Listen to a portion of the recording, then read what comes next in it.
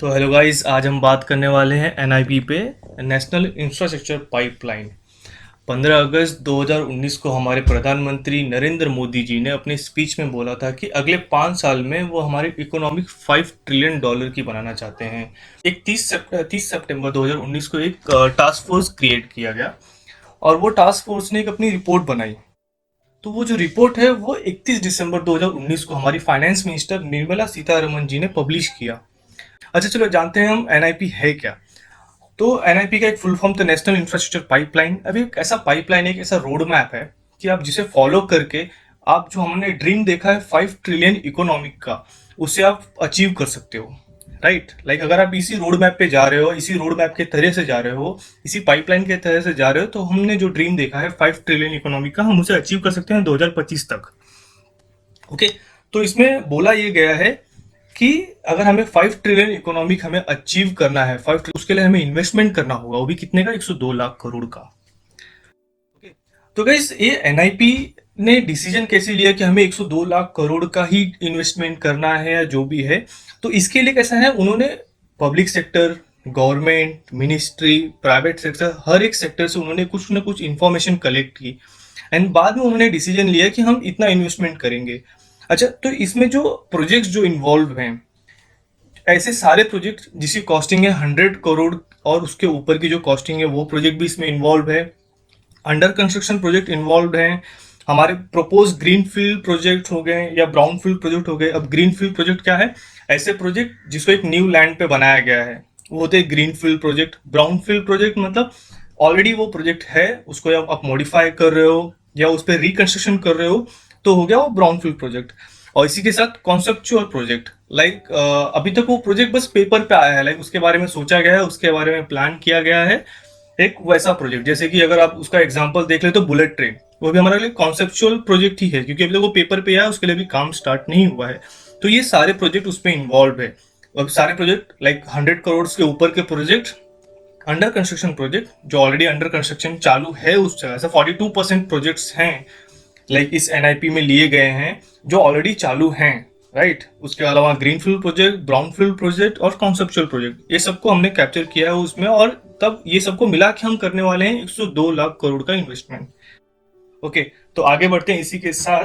तो बोला गया है कि अगर हमको 5 ट्रिलियन की इकोनॉमिक टच करनी है, $5 ट्रिलियन की इकोनॉमिक टच करनी है, तो उसके लिए हमें इन्वेस्टमेंट करना होगा 1.4 ट्रिलियन का।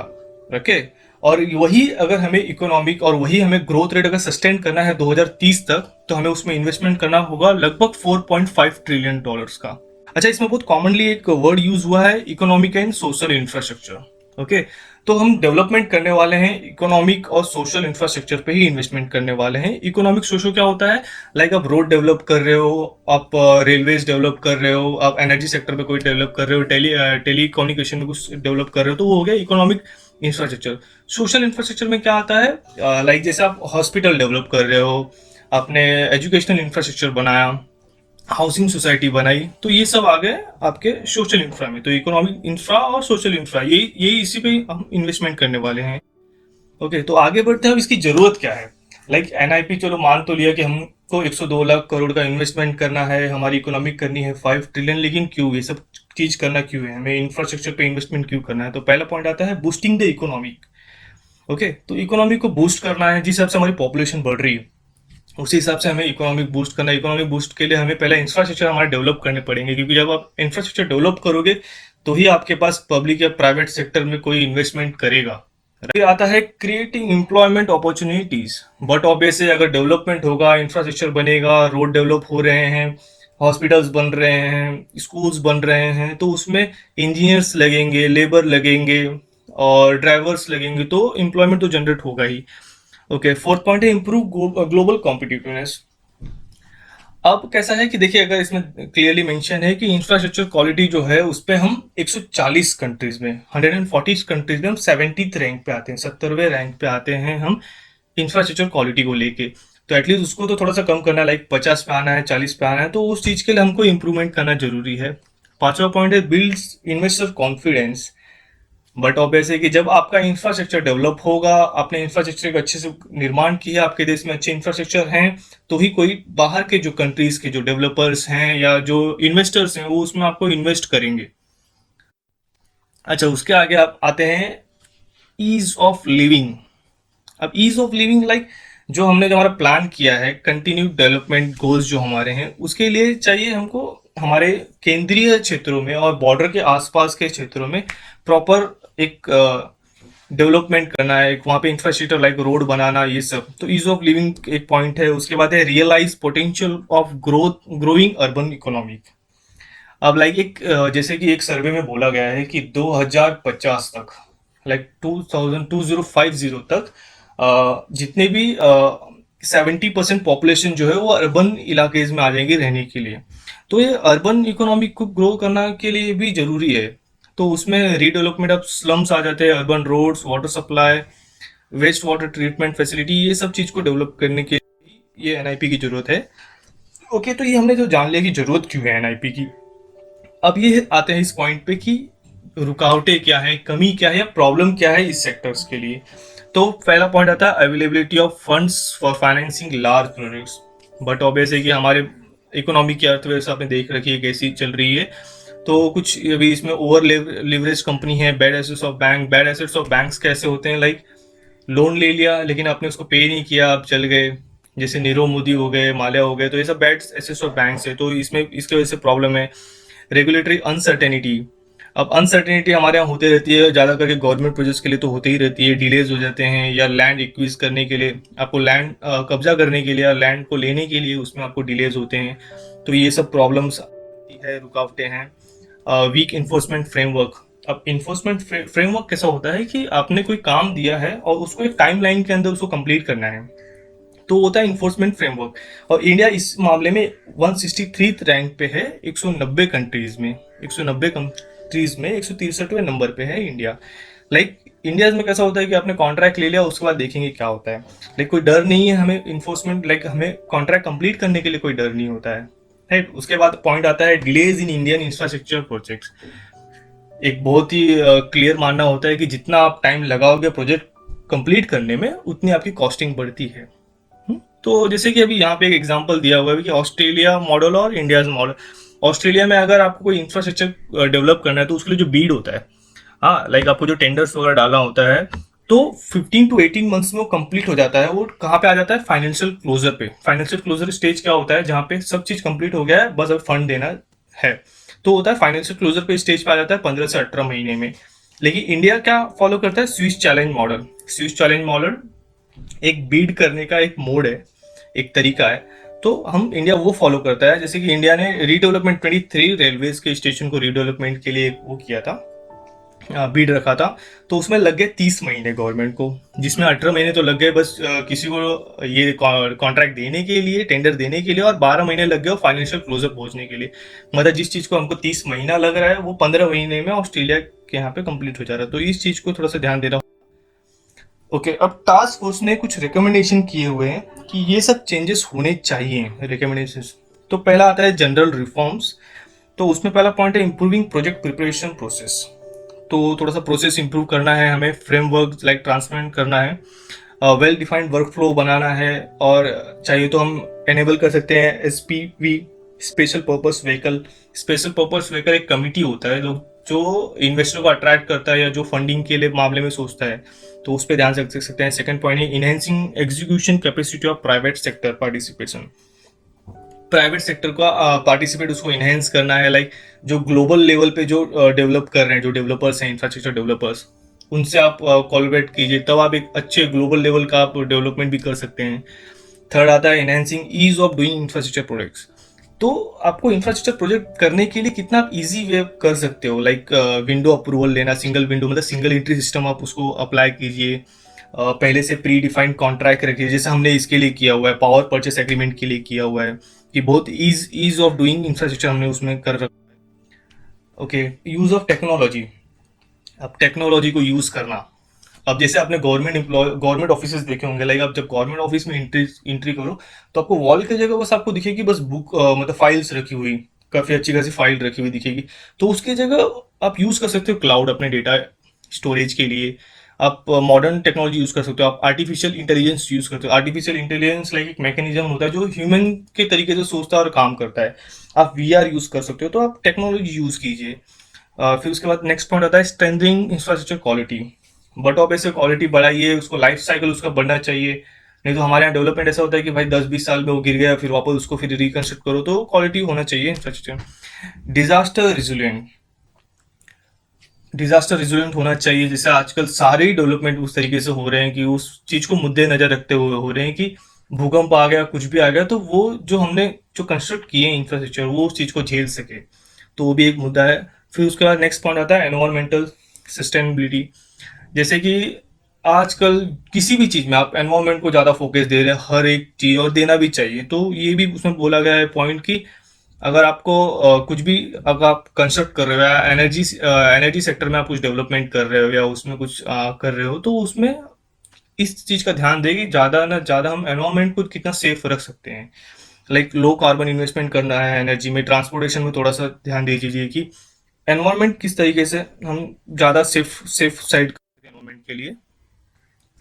ओके, कंपटीशन, प्रॉम्प्टिंग कंपटीशन, तो उसमें हम एंटी ट्रस्ट रेजोल्यूशन ला सकते हैं मैकेनिज्म। अभी एंटी ट्रस्ट रेजोल्यूशन क्या होता है, लाइक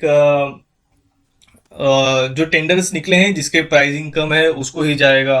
कंपटीशन अच्छे लेवल में, लाइक हर एक के लिए प्रॉपर कंपटीशन होना चाहिए कि जिसने प्राइस कम किया है तो उसको ही टेंडर दिया जाए कि भाई ये कम प्राइस में ये इतना कर सकता है कंस्ट्रक्ट। ओके, नेक्स्ट पॉइंट आता है रेगुलेटरी एनवायरनमेंट। लॉज अच्छे होने चाहिए इस काम के लिए। जैसे पीपीपी, पीपीपी क्या है, प्राइवेट पब्लिक पार्टनरशिप। तो पब्लिक प्राइवेट पब्लिक पार्टनरशिप जो होता है, तो उसमें कितना रिस्क शेयरिंग होगा या जो भी होगा वो प्री डिफाइंड एक कॉन्ट्रैक्ट होना चाहिए, प्रॉपर उसके लिए लॉ होना चाहिए। ओके, तो अभी आ गया, नेक्स्ट आ जाता है फाइनेंशियल सेक्टर रिफॉर्म्स। अब फाइनेंशियल सेक्टर में रिफॉर्म्स में क्या क्या जरूरत है, attraction foreign and private capital into infrastructure. तो इसमें जरूरत ऐसे है कि ऐसे इन्वेस्टमेंट लाना जिसको लॉन्ग टर्म के लिए हम यूज कर सकते हैं, like long term investment. Like उन्होंने इन्वेस्टमेंट कर दिया लेकिन प्रॉफिट उनको इतना जल्दी नहीं चाहिए, तो उसके लिए वो टाइम ले सके, तो वैसे इन्वेस्टमेंट की जरूरत है। Revitalisation the bond and credit market. But अब ऐसे जो बॉन्ड्स और क्रेडिट मार्केट है उसको रिविटलाइजेशन करने की जरूरत है। Strengthening the municipal bond market in India. और म्युनिसिपल बॉन्ड क्या होता है, जब गवर्नमेंट को जब पैसे की जरूरत होती है तो वो एक बॉन्ड इशू करती है, म्युनिसिपल बॉन्ड इशू करती है, तो जब उसको लोग परचेस करते हैं तो गवर्नमेंट के पास फंड आता है, तो उसको भी स्ट्रेंथनिंग करने की जरूरत है। Okay, asset monetization. अब एसेट मोनेटाइजेशन क्या होता है कि जो आपके नॉन यूज एसेट्स हैं, लाइक जिसको आप यूज नहीं कर रहे हो उसको कैश करना है ना, कैश करना। लाइक ऐसी कुछ प्रॉपर्टीज पड़ी हैं गवर्नमेंट की जो ऐसी, मतलब उसको यूज ही नहीं हो रहा है। अभी आप बहुत सारी प्रॉपर्टी आप देख लेंगे जो यूज ही नहीं होती गवर्नमेंट की प्रॉपर्टी, तो उसको सेल कर दो, उसको एनकैश कर लो, राइट। तो ये सब चीज की जरूरत है। Enabling user charges to finance infrastructure, user charges enable करने की जरूरत है। नेक्स्ट पॉइंट आता है इंफ्रास्ट्रक्चर फाइनेंसिंग, जिसका फर्स्ट पॉइंट है कैपिटल मार्केट। ओके, लाइक अब उसमें रिफॉर्म क्या करना है कि भाई गवर्नमेंट को चेंजेस करना चाहिए, reform like pension and insurance system में उसमें रिफॉर्म करनी चाहिए। उसके बाद पॉइंट आता है right institution for right stage and project finance. Okay, like तो जो फंडिंग गैप है हमें उसको उसको ध्यान रखना है। हमें ऐसे इन्वेस्टर चाहिए जो लॉन्ग टर्म के लिए इन्वेस्ट कर सके, like insurance company, pension funds and provident funds की तरह। ओके, उसके बाद आता है point D, DFSI with better credit appraisal, the development finance institute. Next point है development finance institution with better credit appraisal skills.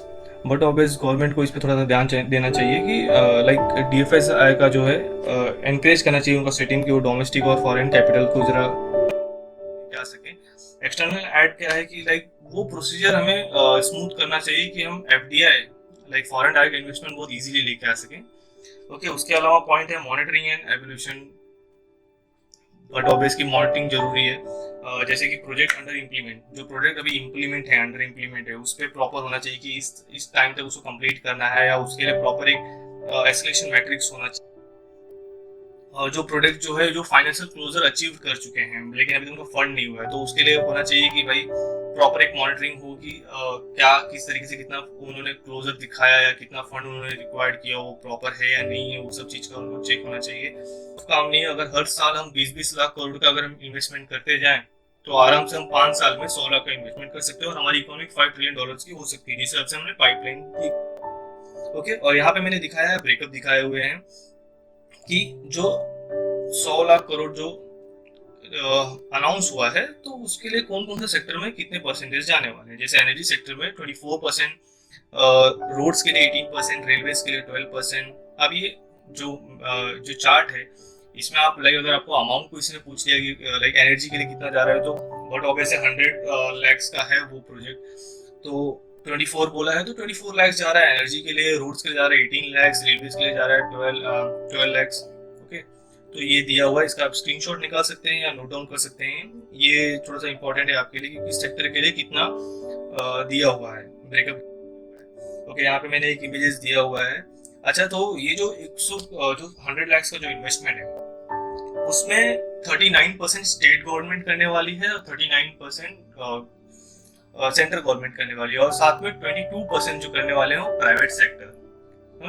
Like 78% तो government ही कर रही है और 22% जो कर रही है प्राइवेट सेक्टर। ये बहुत बेहतर चीज है और बहुत अच्छी चीज लगी मुझे, क्योंकि कैसा होता है कि बाकी इकोनॉमिक्स में ऐसा देखा गया है कि गवर्नमेंट सोचती है कि नहीं, हम क्यों इसमें इन्वेस्टमेंट करें, हम प्राइवेट सेक्टर से ही इन्वेस्टमेंट करेंगे। लेकिन यहाँ पे गवर्नमेंट ने प्राइवेट सेक्टर का वेट नहीं किया और खुद ही 78% का इन्वेस्टमेंट कर रही है, एंड 22% बस बोला है प्राइवेट सेक्टर को इन्वेस्ट करने के लिए।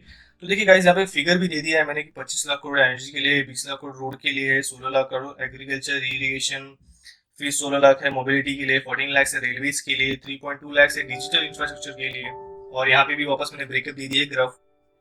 ओके, तो अब हमारा विजन क्या है 2025 को लेके, कि हमको चाहिए क्या क्या, लाइक लोगों को चाहिए क्या क्या, उस टाइम तक हम क्या क्या दे सकते हैं।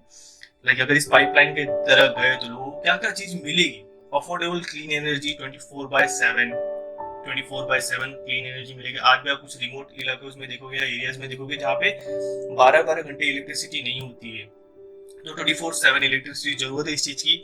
फिर सेकंड पॉइंट आता है डिजिटल सर्विसेज, जैसे हमारे प्राइम मिनिस्टर ने बोला है डिजिटल इंडिया, तो उसके लिए डिजिटल सर्विसेज के लिए हम ट्राई करेंगे। 100% पॉपुलेशन कवरेज टेलीकॉम होगा, लाइक हर एक के पास वाईफाई की फैसिलिटी, टेलीकॉम की फैसिलिटी होनी चाहिए। क्वालिटी एजुकेशन होना, जिसकी बहुत ज्यादा जरूरत है क्वालिटी एजुकेशन की। क्वालिटी एजुकेशन की इस समय देश में बहुत ज्यादा जरूरत है। उसके बाद पॉइंट आता है convenient efficient transportation and logistic, like proper connectivity हो, एयरवेज हो, रोडवेज हो, ये सब एक हाई स्टैंडर्ड ऑफ लिविंग के लोगों को इस चीज की कनेक्टिविटी दे सके। Proper housing and water supply facility 24/7, और फिर वो वेस्ट वाटर रिसाइकल कैसे होगा, वो सब ट्रीटमेंट रेडी किया जाए। उसके बाद disaster resilient standard complaint, like जितने भी पब्लिक इंफ्रास्ट्रक्चर जो भी डेवलप हो रहे हैं उसको डिजास्टर रेजिलिएंट बनाया जाए। फार्मर्स की इनकम डबल कर दी जाएगी, doubling income. Good health and wellbeing, like अच्छे खासे हॉस्पिटल डेवलप किए जाएंगे जिसकी वजह से एक अच्छी लाइफ मिले। तो ये सब चीज जो है 2025 तक गवर्नमेंट का देने का विजन है, और बहुत बड़ी बात है। अच्छा, कंक्लूजन ये आता है कि प्लान जो ये एनआईपी जो है, उसे प्लान तो बहुत अच्छी तरीके से किया गया है, उसको एग्जामिन अच्छी तरीके से किया जाए, एग्जीक्यूट बहुत अच्छी तरीके से किया जाए, तो ये बेनिफिशियरी तो है ही। लाइक वो आपको क्रिएट देगा, आपका बिजनेस बढ़ाएगा, आपका life of standard of living आपका इंक्रीज करेगा। तो ये सब देश की ग्रोथ के लिए तो बहुत अच्छी चीज है, जिस हिसाब से बनाया गया है ये पाइपलाइन। तो इसी के साथ ये हमारा जो टॉपिक है आज का खत्म हो रहा है। और गाइस, अगर आप इस टॉपिक को लेकर, लाइक एनआईपी को लेकर आपको कुछ भी डाउट है या कुछ भी अगर मैंने आपको प्रॉपर क्लियर नहीं किया है, तो प्लीज आप इस कमेंट में नीचे कमेंट कर सकते हो उस टॉपिक को लेके। मैं ट्राई करूंगा आपको या तो कमेंट में ही क्लियर कर दूं, या कुछ अगर बड़ा टॉपिक हुआ तो उसके लिए मैं एक नेक्स्ट वीडियो बना के मैं उसको प्रॉपर कंप्लीट कर दूंगा। अच्छा, और इसी के साथ अगर आप चाहते हैं कि मैं किसी और टॉपिक पे वीडियो बनाऊं जिसे आज मैं आपको और क्लियर व्यू दे सकता हूं, तो वो